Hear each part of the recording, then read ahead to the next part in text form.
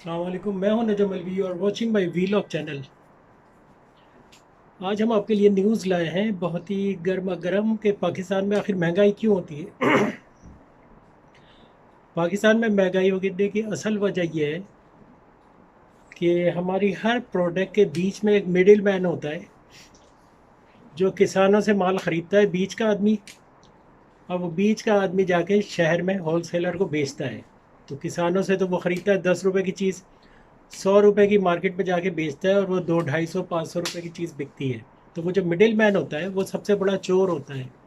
اور اگر آپ اس مڈل مین کا بھی اگر حلقہ احباب پتہ کریں تو وہ کسی سیاست دان سے اس کا تعلق ہوگا، اور وہ مڈل مین بھی چینج نہیں ہوتا ہے۔ یہ جب حکومت آتی ہے تو ان کے پسندیدہ لوگ ہوتے ہیں، ان میں سے ایک آدمی کو جو ہے وہ مڈل میں بٹھا دیا جاتا ہے، جو کہ سارا ملک میں جو سارے کھانے پینے کی چیزیں، تیل، جو کچھ سپلائی ہوتا ہے بیچ میں وہ بیٹھا ہوا ہوتا ہے، جو کہ لوٹ رہا ہوتا ہے، کیونکہ ایک لوٹنے والا بیچ میں بٹھایا ہوتا ہے ہمیشہ۔ جیسے غیر ملک یا غیر ملک ہیں، جیسے ہمارے IMF ہے، وہ ایک مڈل مین ہے، کردار ادا کرتا ہے، وہ بھی بیچ میں جو ہے خوب پیسہ کھاتا ہے غریب ملکوں کا، اور وہاں پہ کوئی معاشی ترقی نہیں ہو پاتی ہے۔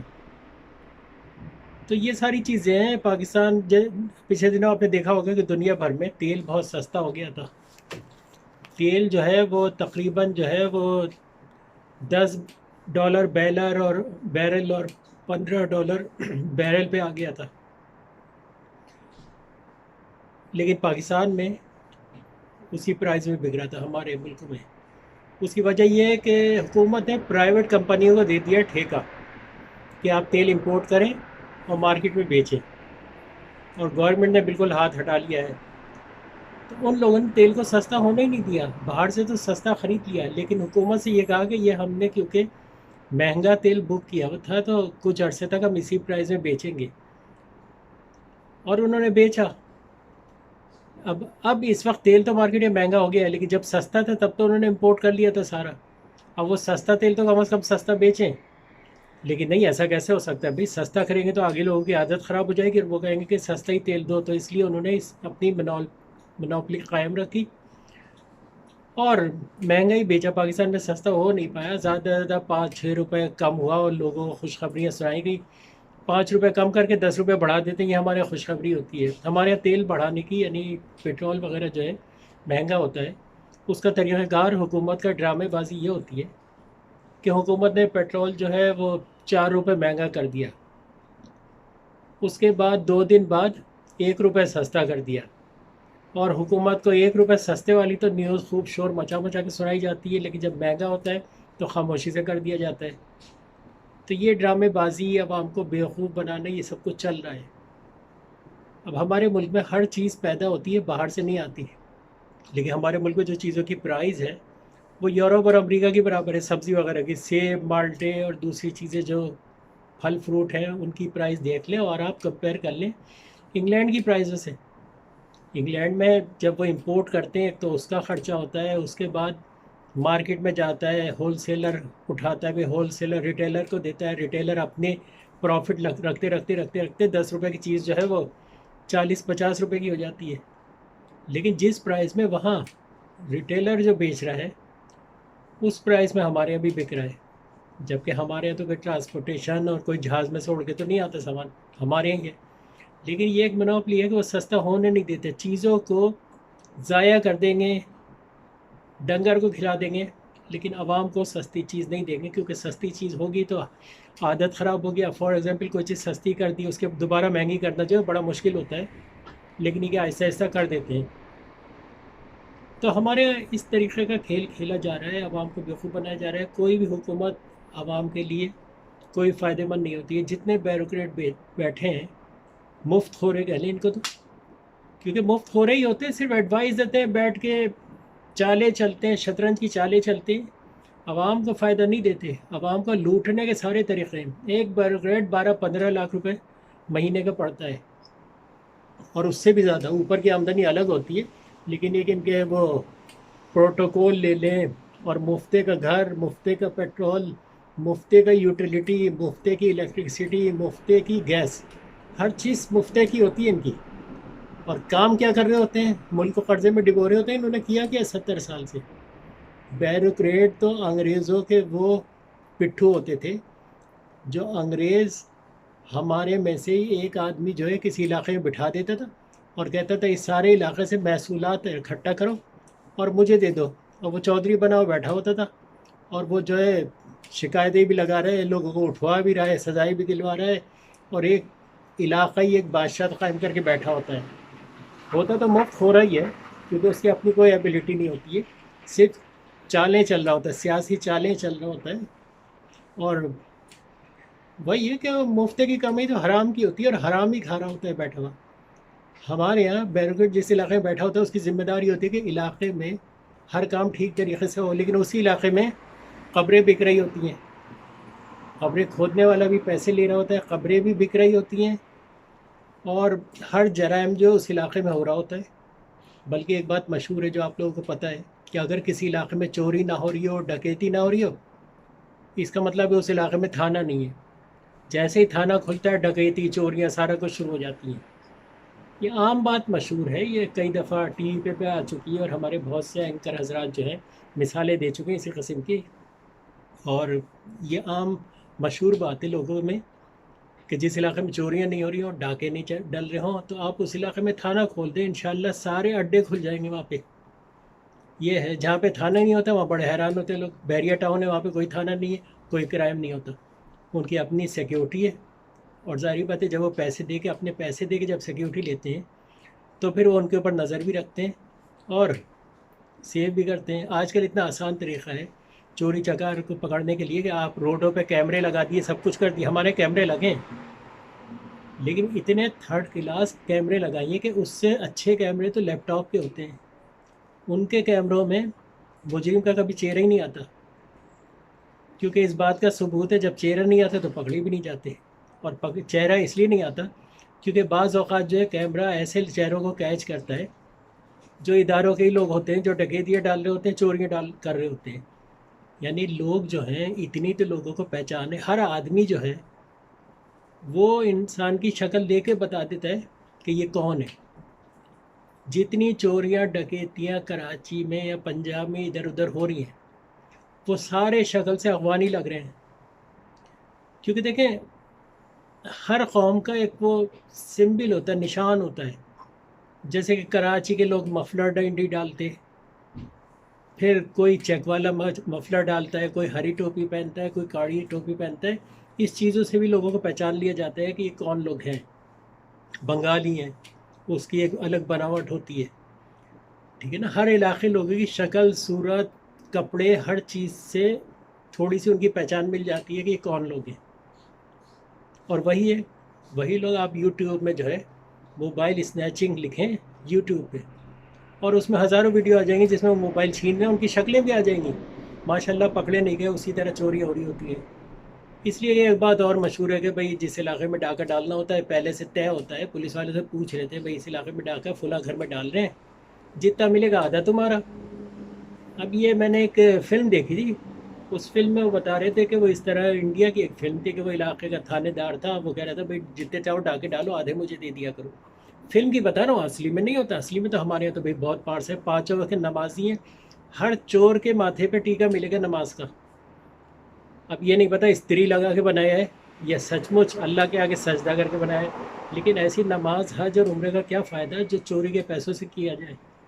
آج کل لوگ حج اور عمرہ جو ہے چوری کے پیسوں سے کر رہے ہوتے ہیں۔ نواز شریف صاحب خانہ کعبہ میں بیٹھ کے جو ہے جھوٹی قسمیں کھائیں گے بیٹھ کے، اور پھر وہی کیا آ کے، جیسے کہ آج کل جو ہے لوگ کہتے ہیں کہ انہوں نے تو خانہ کعبہ میں بیٹھ کے قسمیں کھائی تھی۔ تو یہ ساری چیزیں ہیں، ہمیں خدا کا خوف ختم ہو گیا ہے، ہم سمجھتے ہیں ہم کبھی مریں گے نہیں، اور ہمارے دل سے یہ چیز نکل گئی ہے کہ اوپر جا کے سزا ملنی ہے۔ وہ کہتے ہیں جتنے اب میں کیا کروں، جتنے شکار کرنے دنیا میں کر لو، کیونکہ اوپر جا کے ہو سکتا ہے شکار ملے ہی نہ، ہو سکتا ہے یہ بات ہو، کیونکہ انسان جو ہے وہ اس چیز کو یقین کرتا ہے جو اپنی آنکھوں سے دیکھ لیتا ہے۔ اب آپ ہزار دفعہ کہیں کہ بھئی ساتویں آسمان پہ اللہ تعالیٰ ہے، اوپر اوپر تو کہہ دیتے ہیں ہاں بھائی نعوذ باللہ، اگر کوئی نہ کہہ دے تو نعوذ باللہ بھی منہ سے بڑا وہ قاف والے انداز میں نکلتا ہے۔ کیونکہ کہتے ہیں جو آدمی حلق سے زیادہ زور سے بولے نا وہی مسلمان ہے، جو حلق سے بولے، اور جو بیچارہ جس کی الف ب میں قاف ہی نہیں وہ حلق سے کیسے بول سکتا ہے؟ تو یہ ساری باتیں ہیں، تو خدا کا خوف ختم ہو گیا ہے۔ ایک زمانہ تو خدا کا خوف ہوتا تھا، اب خدا کا خوف نہیں ہے، لیکن خدا زیادہ ہوتا ہے دکھانے کے لیے۔ ہر حکومتی ادارے میں جو بڑے عہدے پہ لوگ بیٹھے ہوتے ہیں ان کی داڑھی بھی آپ دیکھیں گے، نماز کا ٹیکہ بھی دیکھیں گے، ہر بات میں الحمدللہ کر کے بات کریں گے، حلق سے آواز نکالیں گے۔ جو زیادہ مسلمان ہے وہ اتنی حلق پھاڑے گا، لیکن ادھر 5 وقت کی نماز پڑھی، ادھر بیٹھے اور رشوت کا کھاتا کھل گیا۔ آپ کبھی کسی کیریوٹ ریسٹورانٹ پہ جائیں، وہاں پہ ہرا پیلا نیلا غلہ رکھا ہوتا ہے، ہر فرقے کا الگ غلہ رکھا ہوتا ہے۔ اب آپ کی مرضی ہے، جو کلر پسند ہے آپ اس میں ڈال دیں، لیکن وہ پیسے کہاں جاتے ہیں؟ ایک ہی آدمی کے پیٹ میں جاتے ہوں گے، یا جاتے بھی اچھی جگہ، اس کی کوئی گارنٹی نہیں ہے۔ لیکن آپ کے پیسے دیے ہوئے اگر غلط چیز میں استعمال ہوتے ہیں تو وہ آپ کے لیے ثواب نہیں الٹا گناہ بن جاتا ہے، اس لیے کہ آپ نے بغیر دیکھے آپ نے خیرات دی کسی آدمی۔ جیسے آپ فار ایگزامپل میرے ہاتھ میں خیرات دیں، میں پاکستان جا کے جو گھوم پھر کے آئس کریم اور برگر شگر اسٹوڈنٹ کی بریانی کھا کے آ جاؤں، اور ایسے آپ سے کہوں دے دیے، آپ کو کیا پتا میں نے دیے نہیں دیے، لیکن آپ سمجھ رہے ہیں کہ آپ کو فائدہ ہو، کبھی بھی نہیں ہوا، کیونکہ غریب کو دیتے تو غریب آپ کو دن رات دعائیں دے رہا ہوتا، کیونکہ اس کا تھوڑا سا کام ہو جاتا۔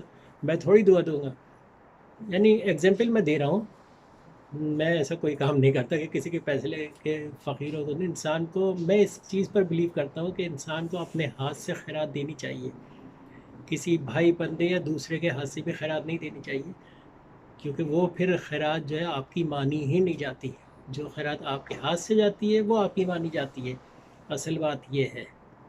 باقی ہمارے دوست ہیں ایک محمود صاحب، انہوں نے آج گلاسگو سے فون کیا، انہوں نے کہا کہ بھئی خیریت ہے، آپ کیسے ہیں، کافی حال چال پوچھے۔ اور ہمارے وہاں اور دوسرے بھی دوست ہیں، ایک اقبال ہیں، ایک ظفر ہیں، جن کی ٹریول ایجنسی ایئر ویز ٹریول ایجنسی ہے، ان کی ووڈ لینڈ روڈ پہ ظفر چودھری یا ظفر نام ہے، اب یہ نہیں پتا کہ وہ چودھری ہیں نہیں ہے، لیکن ہمارے لیے وہ گلاسگو کے چودھری ضرور کہہ سکتے انہیں، لیکن یہ بہت اچھے آدمی ہیں، اور بہت ہمارا پرانا 7 8 اچھا ساتھ رہے، اور ایک ساتھ رہے ہیں، جو کام بھی ایک جگہ کیا ہے، اور کھانا بھی ایک ہی ریسٹورینٹ سے کھاتے تھے ماشاءاللہ سے، صبح شام جو ہے مزے مزے کے کھانے کھاتے تھے، اور بہت ہی مزہ آتا تھا۔ اور ایک ریسٹورینٹ تھا جہاں پہ اکثر ہم کھانا کھایا کرتے تھے، حلال کباب، ووڈ لینڈ روڈ پہ ہے، میں بتا دیتا ہوں، ان کا کباب جو ہے اسکاٹ لینڈ میں سب سے مشہور اور سب سے مزیدار کباب ہے، وہاں پہ ساجد صاحب ہوتے ہیں، وہ اس کے آنر ہیں، اور ہم اکثر جو ہے وہاں جو ہے ہم سب لوگ جو ہے مل کے کھانا کھایا کرتے تھے وہاں پہ،